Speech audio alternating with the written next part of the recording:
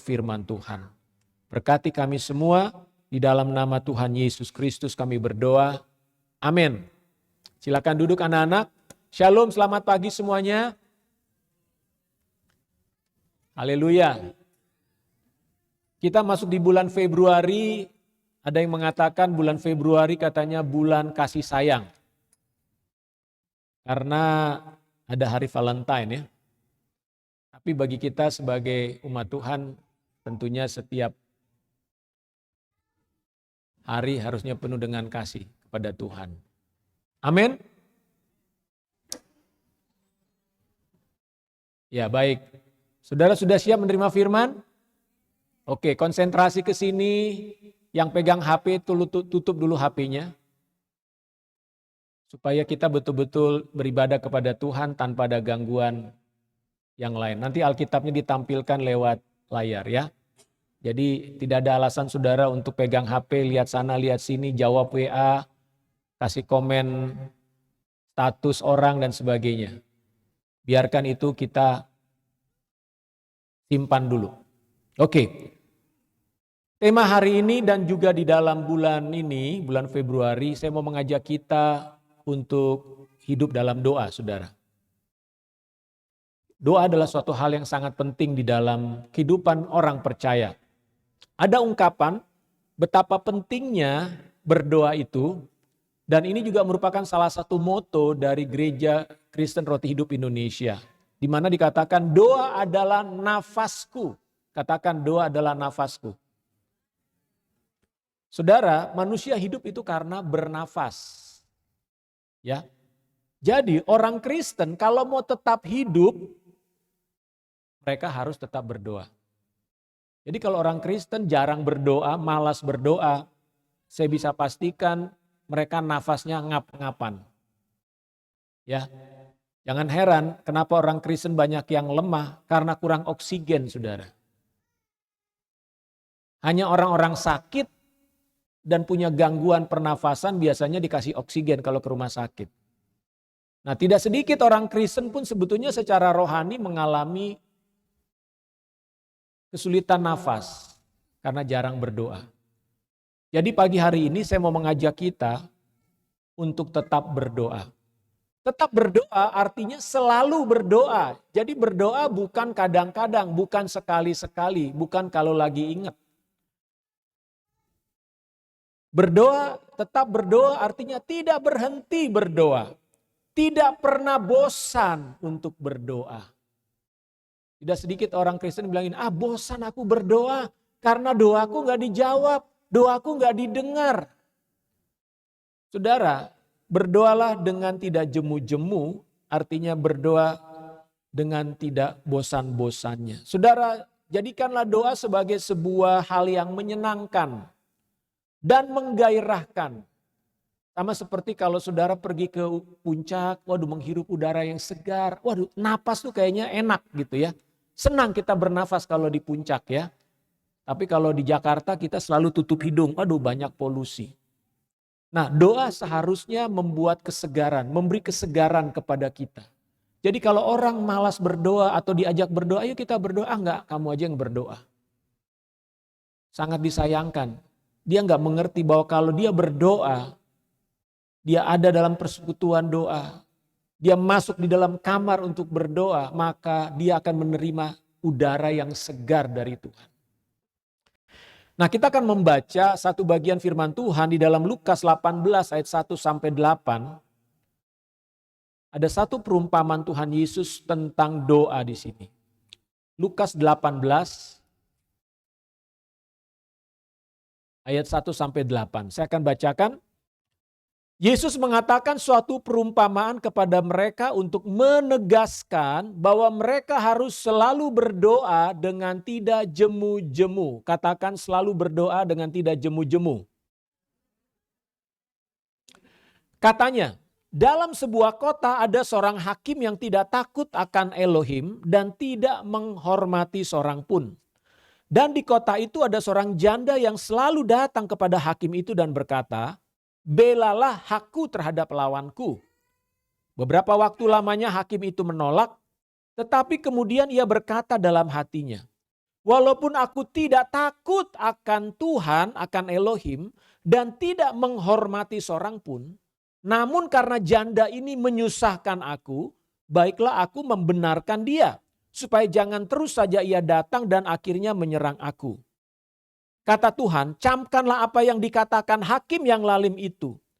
Tidakkah Elohim akan membenarkan orang-orang pilihannya yang siang malam berseru kepadanya, dan adakah ia mengulur-ulur waktu sebelum menolong mereka?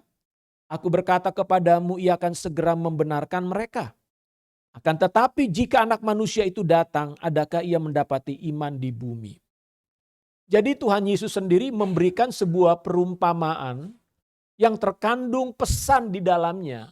Kalau kita sebagai murid-murid Tuhan Yesus, jangan pernah bosan untuk berdoa. Jangan pernah berhenti untuk berdoa, apapun alasannya. Nah, Yesus menceritakan sebuah perumpamaan sebagai sebuah gambaran. Ada seorang perempuan janda yang punya masalah hukum dengan orang lain. Dan perempuan janda ini mungkin dia secara status dianggap bersalah, sehingga dia akan dijatuhi hukuman, entah denda atau kurungan, tidak jelas di sini. Jadi dia mempunyai kasus di pengadilan, saudara. Nah, janda ini merasa bahwa saya siapa yang bisa membela saya? Perempuan janda, dia nggak punya suami tentunya. Nggak ada pria yang bisa menolong dia, membela dia. Dan saudara tahu di mata masyarakat yang namanya perempuan janda pasti dianggap, maaf kata, pada masa yang lalu dianggap kurang berharga. Karena tidak ada suami. Tetapi kita melihat di sini, bagaimana perempuan ini mengambil sebuah sikap bahwa dia akan meminta bantuan kepada sang hakim untuk membela dia. Mungkin dia merasa bahwa dia benar, atau dia merasa saya bisa menang harusnya nih. Kalau pihak lawan gak macem-macem, harusnya saya yang menang. Kira-kira begitu. Dengan keyakinan itu dia datang kepada hakim ini untuk meminta bantuan, saudara. Sikap mentalnya dia adalah saya harus meminta bantuan sampai berhasil. Tapi saudara tahu bahwa hakim ini adalah seorang hakim dunia. Yang tentunya dia membela kepentingan bukan berdasarkan benar atau salah, tapi bisa jadi berdasarkan siapa yang bayar. Siapa yang berani bayar, itu akan dia bela. Kenapa? Karena dikatakan hakim ini tidak takut akan Tuhan. Jadi dia bukan berdiri atas nama hukum atau atas nama keadilan, tapi bergantung kepada siapa yang bayar. Nah, saudara-saudara, dan dikatakan juga hakim ini seorang yang egois. Saya tidak menghormati seorang pun. Yang namanya hakim, dia pejabat tinggi dan dia punya wewenang untuk memutuskan nasib orang, saudara.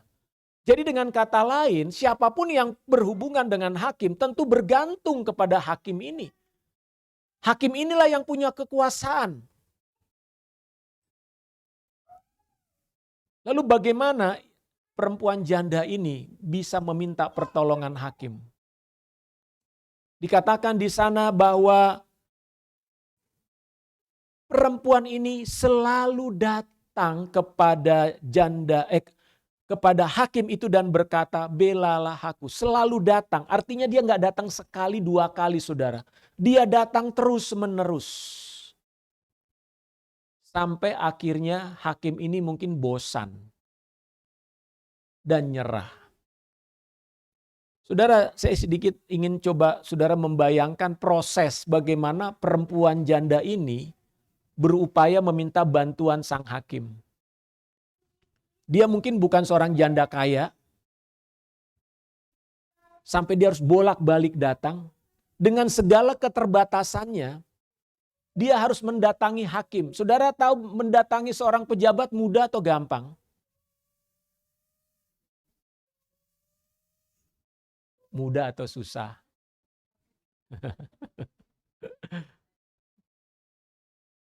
Susah saudara. Mau ketemu pejabat, pasti ketemu satpam dulu. Udah ketemu satpam, ditanya dong, kamu mau ngapain? Saya mau ketemu hakim. Aduh, nggak bisa, hakim jadwalnya penuh. Jadi ibu besok datang lagi ya. Udah janjian belum? Belum janjian. Ya gimana janjiannya? Harus ketemu sekretaris. Sekretarisnya ada nggak Pak? Sekretarisnya lagi pergi sama Pak Hakim. Artinya si perempuan ini akan datang berkali-kali untuk bisa ketemu saja. Belum ngomong masalah apa persoalannya. Hanya untuk ketemu saja itu nggak mudah saudara. Berapa banyak orang datang kepada pejabat satu kali langsung ketemu. Atau 2-3 kali nggak bisa ketemu langsung pulang. Ya udahlah biarin aja deh. Memang mungkin nggak bisa ketemu. Tapi di sini kita melihat bagaimana perempuan ini mempunyai tekad yang luar biasa. Dan dia terus-menerus datang saudara. Belum lagi kalau bicara ketemu di kantor nggak bisa, ayo datang ke rumah. Ya, kan banyak sekali begitu ya. Nggak bisa ketemu di kantor, datang ke rumah. Datang ke rumah lebih sulit lagi, kita nggak tahu jam berapa ada di sana. Belum lagi kita datang ada tamu atau ada tamu yang lebih penting dan sebagainya. Jadi ada satu perjuangan yang luar biasa dari perempuan ini untuk bisa ketemu dengan hakim dan memastikan hakim ini mau membela dia. Sampai akhirnya perempuan ini membuat hakim itu menyerah. Hakim yang sombong bisa menyerah di tangan seorang perempuan. Ini namanya the power of emak-emak. Ya, jadi jangan macem-macem. Kalau emak-emak sudah berjuang, siapapun bisa dilawan, saudara. Saya kemarin ada lihat satu foto di akun Instagramnya Denny Siregar. Pak Jokowi rupanya berkunjung di sebuah kota, saya lupa di kota mana. Kan biasa kan kalau Pak Jokowi lagi datang itu banyak masyarakat yang ingin salaman gitu ya. Dan pas pampres pasti akan menghalau ya. Tapi yang namanya emak-emak itu selalu berhasil saudara. Ya. Pak Jokowi keluar dari mobil, dari pintu sebelah sini, emak-emaknya lagi begini selfie. Sementara ada pas pampres itu ngeliatin aja, luar biasa nih. Kenapa bisa sampai seperti itu? Seorang perempuan emak-emak ini punya tekad saudara. Punya tekad. Ada 3 pelajaran yang bisa kita lihat dari perempuan ini. Yang pertama, dia punya tekad atau kemauan. Dia ingin supaya perkaranya dibela oleh hakim ini. Dan untuk itu dia harus punya tekad atau kemauan. Kalau saudara ingin mendapatkan sesuatu harus punya tekad.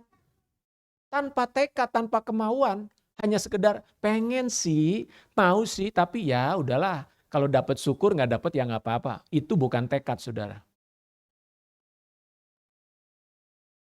Sekeras apapun, sesulit apapun yang dihadapi, tapi kalau punya tekad bisa terjadi. Amin.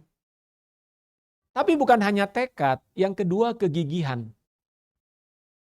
Kegigihan artinya tekun, persisten, terus-menerus. Kita nggak bisa berharap apa yang kita inginkan akan tercapai kalau 1-2 kali kita gagal, 1-2 kali, 3-4-5 kali gagal, lalu kemudian kita berhenti. Perempuan ini nggak punya kenal kata berhenti saudara. Kenapa? Karena dia ingin berhasil. Jadi diperlukan satu tekad, tapi juga ketekunan. Dan yang ketiga, keyakinan, saudara. Keyakinan. Dia yakin bahwa dia bisa berhasil. Dia yakin bahwa hakim itu akan mengikuti apa yang dia minta. Ada optimisme, keyakinan. Ini 3 hal yang bisa kita lihat dari perempuan janda ini. Sampai dikatakan hakim itu akhirnya menyerah. Bahkan dia bilang gini, ya ayat 6. ayat yang keempat. Ayat 5. Namun karena janda ini menyusahkan aku, baiklah aku membenarkan dia, baiklah aku membela dia. Ini orang nyusahin, daripada gue susah terus menerus, ya udah deh terpaksa deh saya penuhi permintaannya. Nah, saudara-saudara, Tuhan Yesus sedang mengajarkan tentang doa. Ya. Tuhan Yesus sedang mengajarkan tentang doa, bagaimana kita berdoa untuk mendapatkan hasil. Ya. Tuhan Yesus bukan sedang mengajarkan tentang perjuangan habis-habisan untuk mendapatkan sesuatu yang kita inginkan, bukan. Karena kalau kita melihat perempuan ini, nggak dibilang dia berdoa kan? Perempuan ini hanya sedang berjuang dengan segala kekuatan dan upayanya, tekadnya dan keyakinannya untuk mendapat bantuan dari hakim. Saudara, berhasil nggak dia? Berhasil. Saya mau bilang, orang dunia, orang yang tidak percaya Tuhan sekalipun bisa berhasil dengan kekuatan tekad, keyakinan, dan keteguhan, kegigihan. Orang dunia bisa, saudara. Makanya saudara nggak usah heran, oh kok dia hebat ya, bisa berhasil, padahal dia nggak percaya Tuhan Yesus. Kok bisa ya dia sukses dengan usahanya dan sebagainya. Saudara, kuncinya 3 ini dimiliki oleh setiap orang yang mau berhasil. Mau percaya Tuhan, gak percaya Tuhan bisa, saudara. Lalu apa bedanya dengan kita? Nah, Tuhan mengajarkan kepada kita tentang doa. Kalau kita mau berhasil dalam hidup ini, engkau perlu berdoa dengan tidak jemu-jemu. Nah, untuk berdoa dengan tidak jemu-jemu, saudara harus punya tekad, yakin, dan tekun. Sama halnya seperti perempuan ini. Jadi prinsip atau aplikasi di dalam doa kita bagaimana? Yaitu kita harus berdoa dengan tekad, dengan yakin, dan dengan tekun.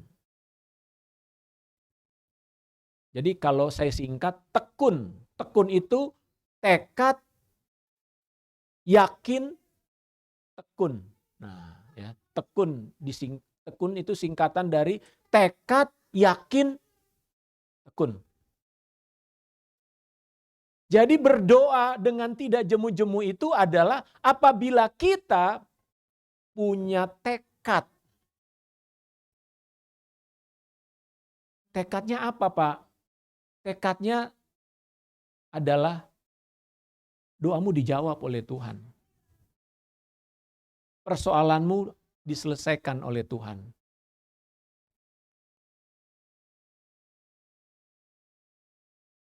Bapak Ibu Saudara, mengapa penting sekali kita bertekad, bertekun dan yakin supaya kita bisa berdoa dengan tidak jemu-jemu. Banyak orang yang, ya saya katakan aja, banyak ibu-ibu suka mengeluh tentang suami.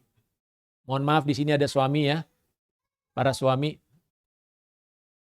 Pak, suami saya itu susah, diajak ke gerejanya susah. Pak, suami saya itu hidupnya kacau, saya sudah ajak dia ke gereja susah. Saya udah berdoa, Pak. Sampai bosen, Pak, berdoa. Karena suami saya nggak berubah. Saudara, artinya di sini kita belum melakukan doa yang penuh tekad, penuh keyakinan, dan penuh kegigihan. Kenapa? Karena kita seringkali ketika kita menghadapi masalah, lalu kita berdoa, kita berharap saya doa hari ini, besok langsung terjadi. Besok langsung dijawab. Saudara, doa itu bukan seperti itu.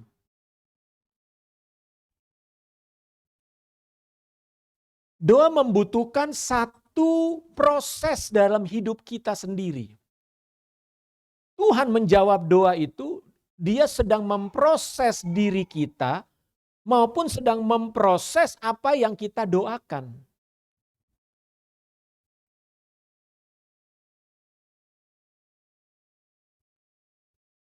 Kita sendiri perlu diproses oleh Tuhan melalui doa. Yaitu bagaimana kita mempercayai Tuhan secara terus-menerus. Mempercayai Tuhan ketika kita belum melihat. Karena iman adalah percaya walaupun belum melihat. Jadi artinya di sini ketika kita berdoa untuk sesuatu hal, Tuhan sedang memproses kita untuk mempercayai Dia. Hari pertama, hari kedua, hari ketiga kita berdoa belum terjadi apa-apa. Saudara ingat peristiwa tembok Yeriko. Ketika Tuhan menyuruh orang Israel untuk merebut kota Yeriko, caranya aneh. Harus mengelilingi tembok itu 1 hari 1 kali selama 6 hari. Lalu hari ke-7 harus mengelilinginya 7 kali, saudara. Caranya aneh. Kalau hari pertama udah keliling capek-capek, enggak terjadi sesuatu. Hari kedua keliling capek-capek, tidak terjadi sesuatu. Mungkin hari ketiga mereka bilang, udah kita berhenti aja, ngapain sih? Kita diketawain tuh sama orang Yeriko dari atas tembok, mereka ngeliatin kita, ngeludahin kita. Ih, orang Israel gila. Gila, ngapain kalian kelilingi tembok kami? Kalau orang tidak punya tekad dan keyakinan dan gigi mau melakukan apa yang Tuhan katakan, mereka akan berhenti, tembok itu tidak akan pernah runtuh dan kota Yeriko tidak akan pernah bisa dimenangkan, saudara. Jadi bicara tentang doa itu bukan cuma sekedar, saya udah berdoa Pak, saya udah berdoa. Tidak. Doa membutuhkan satu keyakinan bahwa Tuhan mendengar doa kita. Yesus sendiri berkata di sana di dalam ayat yang ke-7, ayat 6. Kata Tuhan, camkanlah apa yang dikatakan hakim yang lalim itu. Hakim ini lalim, kejam, tapi dia bilang begini. Walaupun ini saya kejam, tapi gara-gara perempuan ini gak bosan-bosannya, ya udah deh aku kerjain juga permintaan dia. Seorang yang kejam saja akhirnya bisa melakukan apa yang diminta oleh orang lain. Itu orang kejam loh. Gak punya hati nurani loh. Mau nurut permintaan orang perempuan ini. Yesus bilang, apalagi Bapamu yang di sorga. Bapa itu bukan Tuhan yang kejam. Dia gak kejam. Elohim akan membenarkan orang-orang pilihannya. Tuhan akan membela orang-orang pilihannya. Yang siang malam berseru kepadanya. Saya mau tanya, saudara sudah berdoa siang malam? Non-stop? Kita berdoanya baru sekali seminggu, nangis-nangis. Habis itu 2 bulan juga lupa doakan lagi. Lalu kita bertanya, udah 2 tahun kok gak ada perubahan ya? Kita tidak segigih perempuan ini dalam meminta hakim untuk membela dia. Kegigihan kita artinya menunjukkan keseriusan kita terhadap apa yang kita inginkan dari Tuhan, saudara. Kegigihan menunjukkan seberapa penting yang kita doakan itu. Dalam banyak hal kita kan punya banyak hal yang kita ingin kita doakan, betul gak? Mungkin ada 10 pokok doa atau 20 kebutuhan kita. Pertanyaannya yang paling penting yang mana sih? Seringkali kita berdoa 10 hal, 20 hal sebenarnya sama-sama gak penting gitu. Kalau kita merasa ada sesuatu yang penting, doakan itu dengan terus-menerus. Jadi sikap hati kita kepada Tuhan sebetulnya juga sangat ditentukan oleh tingkat kepentingan yang kita rasakan terhadap apa yang kita doakan itu, saudara. Jadi kalau doa kita sendiri tidak gigih, ya berarti yang kita doakan itu nggak terlalu penting-penting amat mungkin ya. Saya bayangkan perempuan ini dalam hatinya bilang begini, Pak Hakim ini soal hidup dan mati saya. Kalau Pak Hakim nggak bela saya, pasti saya mati. Nah itulah yang harusnya terjadi dalam sikap kita ketika kita berdoa untuk sesuatu yang kita katakan ini penting bagi saya. Keseriusan kita dalam berdoa di hadapan Tuhan ditunjukkan. Hati kita sendiri merasa ini penting, sangat penting nggak? Kalau nggak sangat penting kan bilang gini, boleh dapat syukur nggak dapat ya nggak apa-apa. Berarti itu nggak penting. Lalu di sana kita melihat Yesus berkata, dan adakah ia mengulur-ulur waktu sebelum menolong mereka? Percaya Tuhan itu nggak pernah mengulur-ulur waktu ya. Dengan tujuan supaya kita jadi capek gitu ya. Bukan dengan tujuan supaya kita jadi bosen, enggak. Tersirat di sini, Tuhan itu selalu menjawab apa yang kita doakan. Sesuai dengan waktu yang tepat bagi kita. Tepat itu saudara bukan menurut perspektif waktu kita. Tapi menurut perspektif waktunya Tuhan. Kenapa? Tuhan itu melihat segala sesuatu dalam rancangannya yang sempurna. Ingat saudara, Tuhan tidak hanya melihat saudara seorang diri loh. Tuhan juga melihat orang di sekitar saudara. Tuhan juga melihat situasi yang ada di negara itu dan sebagainya. Jadi kalau saya bilang Tuhan itu seorang desainer, master desainer yang canggih luar biasa, sangat kompleks. Kita hanya melihat selalu dari sisi kita. Saya mungkin pernah sampaikan, Yesus itu lahir tepat pada waktunya. Walaupun Yesus sudah dinubuatkan ribuan tahun sebelumnya, tapi kenapa Yesus lahir tepat pada waktunya di kota Bethlehem pada zaman Herodes? Pada zaman Raja siapa tuh yang Agustus, Kaisar Agustus. Karena Tuhan merancang segala sesuatu itu saling berkaitan saudara. Yesus itu harus lahir di kota Bethlehem, dinubuatkannya. Dari seorang perawan. Perawannya yang mana? Tunggu dulu lahirnya kapan? Tuhan tentukan. Pada masa apa perempuan ini harus lahir? Pada masa nanti di mana dia umur sekian, ada seorang raja yang namanya Agustus harus muncul. Kenapa Raja Agustus harus muncul? Karena raja inilah yang akan membuat dan memaksa Yusuf dan Maria harus pergi ke Bethlehem. Saudara, itu semua ada dalam sebuah skenarionya Tuhan. Timing, waktu, orang, itu saling berkaitan saudara. Nah kita hanya melihat satu sisi saya. Jadi ketika Tuhan menjawab doa kita, ada banyak variabel yang Tuhan sedang atur supaya pertolongan itu tepat pada waktunya untuk saudara. Paham maksudnya? Jadi jawaban Tuhan itu gak pernah berdiri sendiri. Tuhan tidak pernah menjawab doa saudara hanya untuk kepentingan saudara apa saja, tidak. Ketika Tuhan menjawab doa saudara, berarti ada pihak-pihak lain yang juga mendapatkan manfaat dari doa itu. Yang saudara mungkin gak pikirkan, tapi Tuhan tahu. Nah itulah sebabnya kenapa di dalam menantikan jawaban Tuhan, saudara perlu yakin jawaban dari Tuhan itu ada pada waktunya saudara.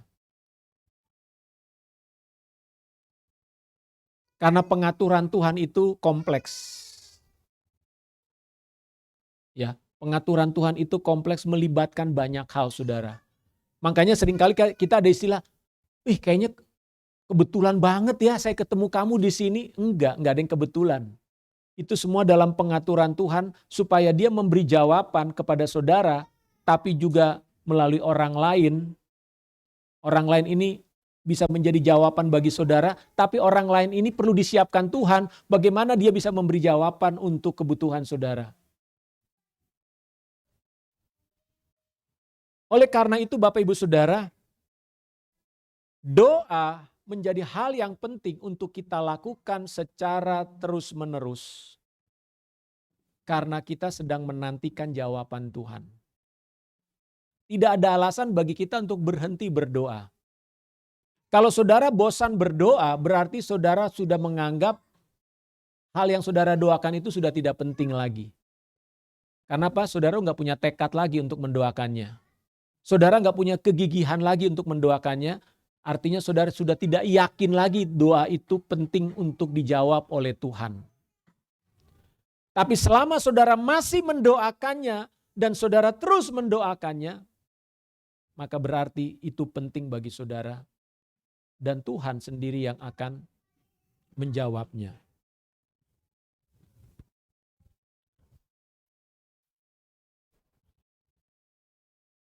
Di dalam ayat 8 kita membaca pernyataan Tuhan Yesus yang sangat penting. Aku berkata kepadamu, ia akan segera membenarkan mereka atau membela mereka. Akan tetapi jika Anak Manusia itu datang, adakah ia mendapati iman di bumi? Ternyata yang menghalangi doa kita tidak dijawab oleh Tuhan adalah masalah iman atau keyakinan kita. Karena Tuhan berkata, Tuhan Elohim Bapa di sorga tidak pernah mengulur-ulur jawaban atas doa kita. Ataupun dia tidak ingin supaya saudara terus menunggu tanpa kepastian, enggak. Yesus hanya bertanya, adakah ia mendapati iman? Adakah ia mendapati iman saudara dan saya di bumi ini? Saudara, betapa pentingnya iman itu di dalam doa. Doa memerlukan iman. Percaya. Coba kita baca supaya diingatkan lagi dari Ibrani 11 ayat 1 tentang iman.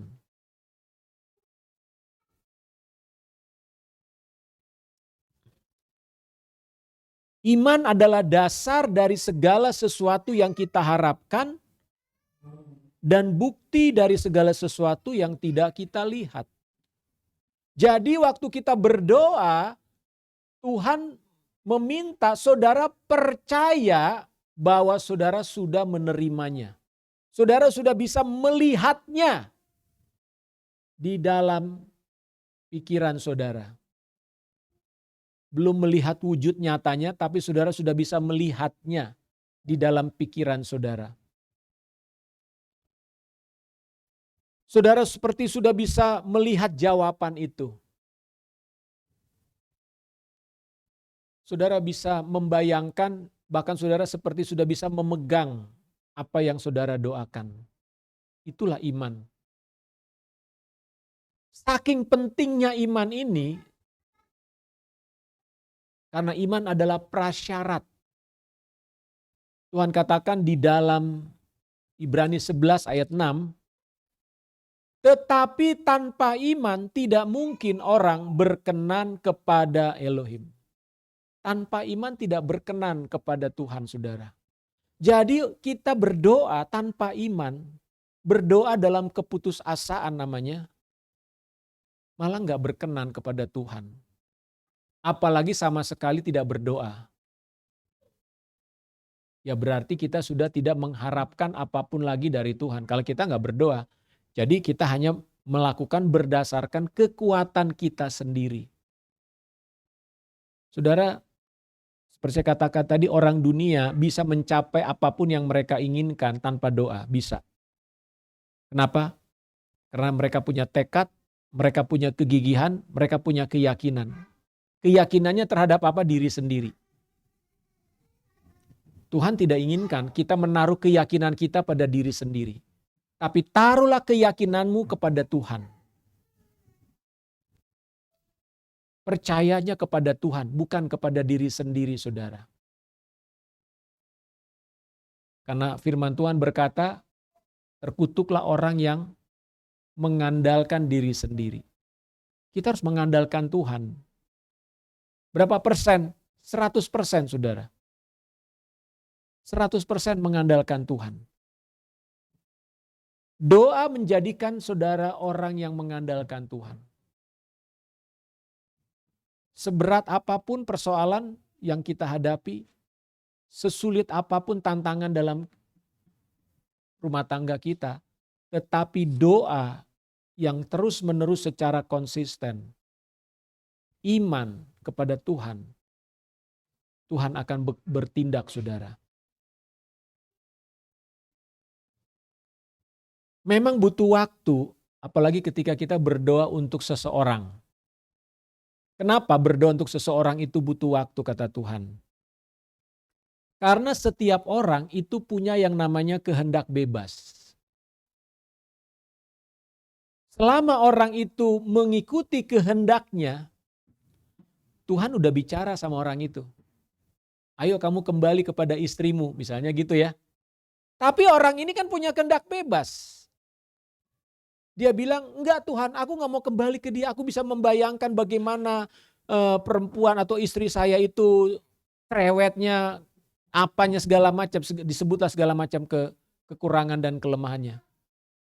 Sementara sang istri terus berdoa, Tuhan jamah suami saya, kembalikan dia ke saya Tuhan. Tapi si suami punya kehendak bebas. Tuhan udah bicara sama dia.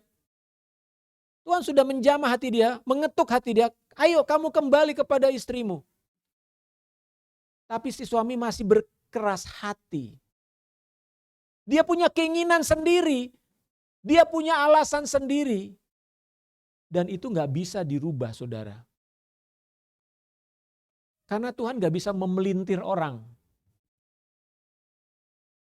Kenapa? Karena Tuhan sendiri yang menaruh kebebasan, free will, kehendak bebas kepada setiap orang. Tapi apakah Tuhan berbicara kepada dia? Iya, Tuhan berbicara. Tuhan tidak pernah tidak berbicara, saudara. Lewat doa-doa kita, Tuhan berbicara kepada orang-orang tertentu. Sampai hati orang itu berubah. Sampai orang itu punya pengertian, aku harus berubah. Baru dia akan bertindak, saudara. Itulah sebabnya kenapa kita perlu berdoa terus-menerus dengan tidak jemu-jemu. Supaya hati orang ini semakin lembut, semakin lembut, semakin lembut. Sehingga nanti dia akan berbalik. Datang kepada Tuhan dan kemudian kembali kepada keluarganya. Oleh karena doa-doa itu, saudara. Jadi prinsip doa pada dasarnya sederhana. Datanglah kepada Tuhan dengan sebuah keyakinan, dengan sebuah tekad bahwa Tuhan mendengar doa saudara. Dan juga dengan kegigihan, saya akan terus berdoa, saya akan terus bersyukur kepada Tuhan, saya akan terus datang kepada Dia sampai jawaban doa itu datang. Namun tentunya ada hal yang harus kita perhatikan. Bahwa saudara tidak sedang mendoakan sesuatu yang bertentangan dengan firman-Nya. Ya. Saudara boleh berdoa apa saja, tapi saudara bukan sedang berdoa meminta sesuatu yang bertentangan dengan firman-Nya. Karena kalau saudara berdoa seperti itu, Tuhan pasti tidak jawab. Contohnya apa, Pak? Ketika saudara meminta istri orang untuk jadi istri saudara. Atau ketika saudara berdoa meminta sesuatu yang bukan milik dan hak saudara. Itu Tuhan pasti tidak jawab. Kalaupun itu dijawab, itu bukan dari Tuhan, saudara. Itu bukan jawaban doa dari Tuhan. Tapi iblis yang dengar saudara dan dia kasih. Nah, jadi dalam hal ini, Tuhan Yesus pernah berkata, mintalah apa saja. Mintalah apa saja. Saya heran loh, Tuhan itu gak membatasi kita untuk meminta ya. Mintalah apa saja. Tapi kembali lagi ketika saudara meminta sesuatu, apakah saudara yakin atau tidak? Kadang orang meminta sesuatu tapi dia sendiri gak yakin. Contoh. Tuhan aku mau minta mobil Lamborghini. Tapi gue gak yakin bisa gak ya? Ya gak usah berdoa untuk itu saudara. Saudara sendiri gak yakin saudara bisa punya mobil Lamborghini, ngapain saudara berdoa? Ya. Nah banyak orang berpikir Tuhan kan bilang minta apa saja. Jadi dia minta apa saja. Tapi dia sendiri gak yakin itu akan dijawab. Kenapa? Ya dia belum punya iman yang cukup untuk meminta itu. Tuhan tidak membatasi loh doa-doa kita. Apalagi kalau saudara berdoa untuk satu kebutuhan yang penting dalam hidupmu. Saudara butuh pekerjaan. Tuhan pasti jawab, saya yakin. Saudara minta kesembuhan. Enggak usah ragu Tuhan mau menjawab saudara dan menyembuhkan saudara. Kenapa? Itu kehendak Tuhan. Ada orang berdoa minta kesembuhan, tapi dia nggak yakin Tuhan mau nggak ya sembuhkan saya ya. Kehendak Tuhan nggak ya saya sembuhkan. Makanya seringkali ketika orang berdoa tanpa iman, suka diembel-embeli dengan kalimat gini. Kan seperti Yesus berdoa, jadilah kehendakmu Bapa, bukan kehendakku yang jadi. Terus terang saya bilang itu sebenarnya doa orang yang mendua hati. Doanya jadi gini, ya kalau Tuhan jawab syukur, nggak dijawab ya nggak apa-apa. Artinya dia sendiri nggak punya keyakinan Tuhan akan menjawabnya. Saudara beda, doa Tuhan Yesus di kayu salib di Taman Getsemani itu konteksnya beda saudara. Ya. Konteksnya adalah karena Yesus akan menghadapi kematian yang menakutkan bagi dia.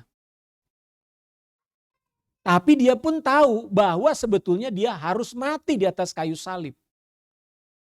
Jadi itu adalah sebuah permohonan yang sebetulnya Yesus tahu permohonan itu tidak akan pernah dijawab oleh Bapanya. Karena dia datang ke dunia ini dengan misi memang dia harus mati di atas kayu salib. Dia hanya perlu taat saja.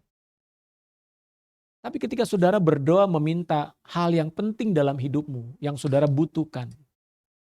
Firman Tuhan mengatakan mintalah. Mintalah apa saja dalam namaku kata Yesus. Artinya Tuhan tidak menghalangi doa saudara. Tuhan tidak membatasi doa saudara. Hanya apakah saudara percaya atau tidak. Apakah saudara punya tekad. Kemauan yang kuat untuk hal itu. Dan apakah saudara gigih dalam datang kepada Tuhan. Bertekun terus, konsisten doa siang malam doa terus. Sampai kapan? Sampai tiba waktunya Tuhan dia menjawab doa kita saudara.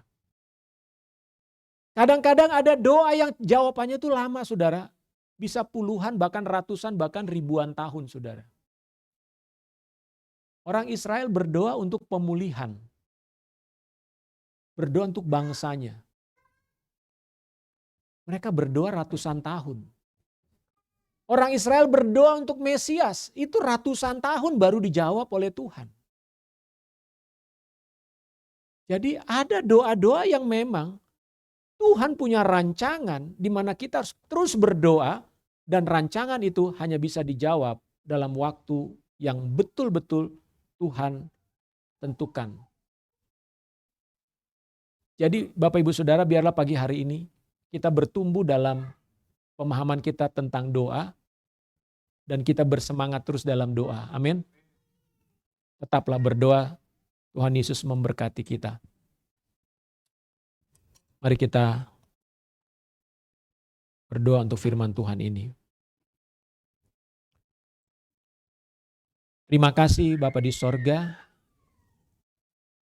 Kami bersyukur untuk pelajaran yang Kau berikan kepada kami pada hari ini tentang doa. Tuhan, ada banyak pokok-pokok doa yang sedang kami doakan secara pribadi. Ada umat-Mu yang berdoa pada hari-hari ini untuk pergumulan-pergumulan mereka. Tuhan, Engkau mengajarkan kami untuk tetap tekun di dalam doa. Engkau mengajarkan kami untuk gigih dan yakin bahwa Tuhan menjawab doa kami.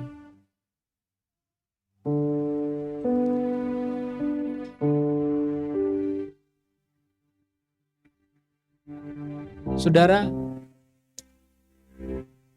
adakah di antara saudara yang hari ini sedang mengalami keputusasaan di dalam hidup? Mungkin engkau selama ini sudah berdoa untuk satu hal. Sudah lama saudara berdoa. Dan kau sedang merasa berada dalam titik terendah dalam hidupmu. Sehingga engkau tidak yakin lagi bahwa doamu perlu disampaikan kepada Tuhan. Dan kau tidak yakin lagi bahwa doamu akan dijawab oleh Tuhan. Mungkin engkau sudah sampai pada tingkat di mana engkau sudah masa bodoh dengan hal itu. Saudara sudah tidak peduli dengan hal itu. Bukan karena saudara menyerahkan sama Tuhan, tapi karena saudara sudah putus asa. Hari ini, maukah saudara kembali datang kepada Tuhan? Mempercayai Dia sebagai pribadi, sebagai Bapa yang penuh dengan rahmat dan kebaikan bagi hidup. Bahwa Dia mau mendengar dan menjawab doa-doamu saudara. Karena saudara adalah umat pilihan Tuhan. Saudara adalah anaknya. Yesus berkata, Bapa di sorga akan memberikan ikan kepada anaknya yang minta ikan. Dia akan memberikan telur kepada anaknya yang meminta telur. Dia akan menjawab doamu saudara. Bangkit dari keputusasaanmu. Bangun kembali imanmu kepada Kristus. Kepada Tuhan, kepada Bapa di sorga.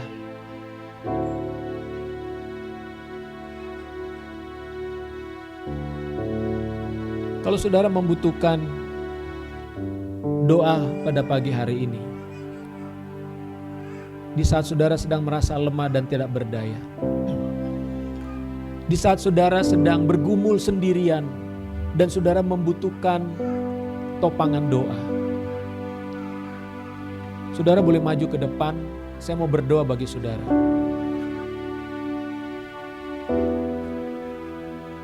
Silakan bagi saudara yang membutuhkan dukungan doa hari ini. Saudara yang sedang merasa, Tuhan, aku tidak sanggup lagi dengan pergumulan ini. Aku membutuhkan kekuatan dari Tuhan.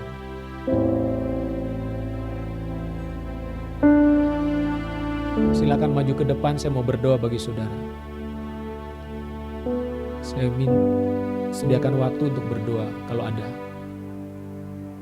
Tidak usah malu, tidak usah lihat kanan kiri. Karena ini akan menentukan hal penting dalam hidupmu. Kalau saudara merasa penting untuk didoakan, silakan maju ke depan. Kalau saudara merasa perlu untuk didoakan, silakan maju ke depan. Baik, kalau tidak ada. Hamba berdoa untuk setiap jemaatmu pada hari ini. Biarlah kiranya turun damai sejahtera Tuhan. Hamba berdoa biarlah Tuhan memberikan iman kepada setiap mereka. Untuk untuk percaya bahwa jawaban-jawaban doa mereka sedang dalam perjalanan. Jawaban-jawaban doa mereka sedang dikirimkan oleh Tuhan. Biarlah mereka tetap tekun, gigih, penuh dengan tekad dan kemauan untuk terus datang kepada Tuhan. Kuatkan dan teguhkanlah hati saudara. Jawaban doa itu sedang menuju saudara saat ini. Terima kasih Bapa di sorga. Hamba menyerahkan umat-Mu, firman-Mu yang sudah disampaikan ke dalam tangan-Mu. Di dalam nama Tuhan Yesus Kristus. Amin.